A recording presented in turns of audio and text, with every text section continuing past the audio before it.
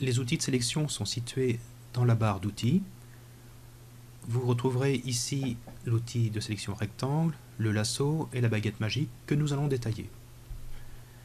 J'ai choisi ici l'outil rectangle qui permet de sélectionner une partie de l'image.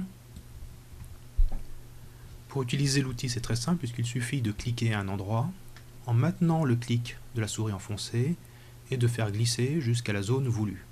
En relâchant, la zone de sélection est activée. On peut combiner différentes zones de sélection en appuyant simultanément sur la touche Alt ou sur la touche majuscule. Lorsque j'appuie sur la touche majuscule, on voit un petit plus qui s'est ajouté à côté du curseur.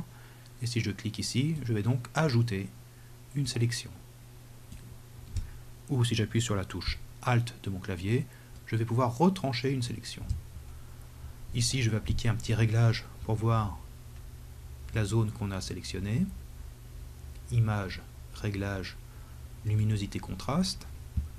Je vais par exemple baisser la luminosité et baisser le contraste pour vraiment marquer la zone qu'on a sélectionnée.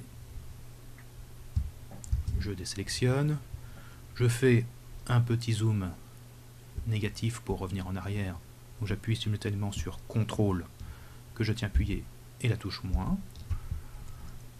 Et je vais utiliser d'autres outils de sélection qui sont en fait derrière l'outil de rectangle. On sait qu'il y a d'autres outils parce qu'il y a un petit rectangle, un petit triangle pardon, qui apparaît ici en bas à droite de l'image.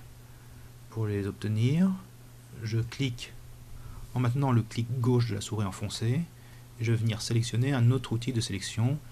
Ici je vais prendre l'ellipse qui s'utilise exactement comme le rectangle et toujours on va pouvoir ajouter de la sélection en appuyant sur la touche majuscule ou retrancher une partie de ma sélection en appuyant sur la touche Alt de mon clavier.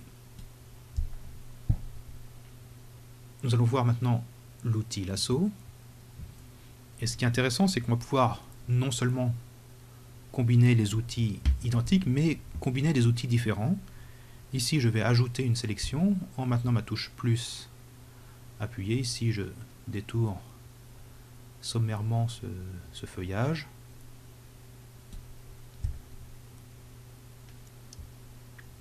De la même façon, on va pouvoir additionner avec la touche plus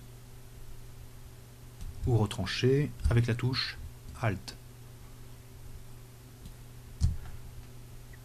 Derrière l'outil lasso se cache un lasso polygonal qu'on obtient en cliquant avec la souris clic gauche enfoncé. J'obtiens le lasso polygonal qui permet d'avoir un tracé avec des traits rectilignes. Pour terminer un tracé, je peux trouver le point d'origine. Ici on voit qu'un petit rond s'est ajouté à côté du curseur. Ou alors je peux double-cliquer pour venir fermer ma forme sélectionnée. Ici on va toujours refaire un petit réglage pour montrer la zone sélectionnée. On va saturer. Et voilà, on fait apparaître la zone qu'on vient de sélectionner. Nous allons voir maintenant l'outil baguette magique qui va permettre de sélectionner des pixels qui sont proches les uns des autres, proches au niveau de leur couleur. Donc ici, j'ai fait un clic sur un pixel vert et tous les autres pixels qui sont verts ou plus ou moins verts ont été sélectionnés. Si je modifie la tolérance de l'outil, je vais pouvoir sélectionner des pixels verts mais beaucoup plus proches que les premiers que j'ai sélectionnés. Donc du coup, ici ma zone de sélection est toute petite. Et on voit que les pixels sont d'une teinte quasiment identique. Donc on peut jouer avec la tolérance de l'outil pour avoir une zone de sélection plus ou moins grande, pour avoir une zone de tolérance plus ou moins grande.